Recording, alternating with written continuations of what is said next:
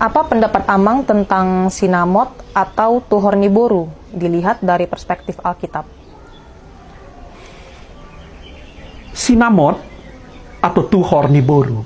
Jadi pada waktu zaman dahulu, sebelum kekristenan datang, di Tanah Batak, juga sebetulnya di Timur Tengah kuno, perempuan itu dianggap mirip properti, mirip harta benda, seperti sawah, rumah, dan lain-lain.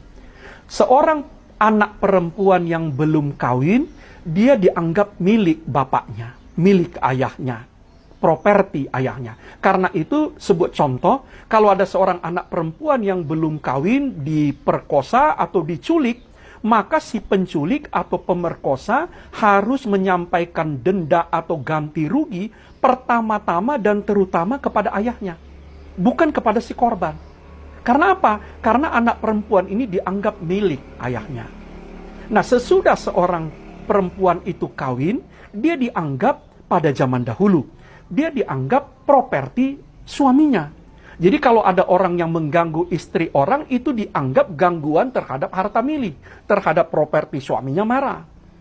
Nah, nanti ada pertanyaan, kalau perempuan tidak bersuami, itu bagaimana? Yang gak ada yang merasa dirugikan. Lantas apa hubungannya dengan mahar, tuhor, sinamot? Mahar, tuhor, atau sinamot itu adalah sejumlah uang atau harta benda yang diberikan oleh seorang laki-laki kepada ayah si perempuan untuk mendapatkan anak perempuannya. Sehingga sesudah sinamot itu diserah terimakan dalam sebuah upacara perkawinan, perempuan ini menjadi milik suaminya. Sekarang sinamot tuhor masih dipakai dalam budaya Kristen Batak. Nah, saya menganjurkan maknanya dirubah. Jadi tuhor itu bukan untuk membeli perempuan. Sebab manusia itu tidak boleh diperjualbelikan. Satu-satunya yang bisa membeli seorang perempuan hanya darah Yesus yang tumpah di Golgota. Perempuan itu nggak bisa dijadikan objek transaksi. Nah, kalau begitu tuhor ini apa? Anggap aja sebagai kos.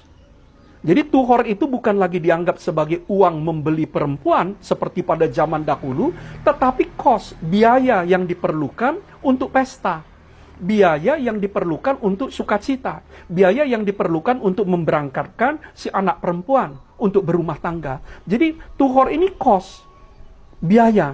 Jadi sehingga apa, nanti sesudah kawin si suami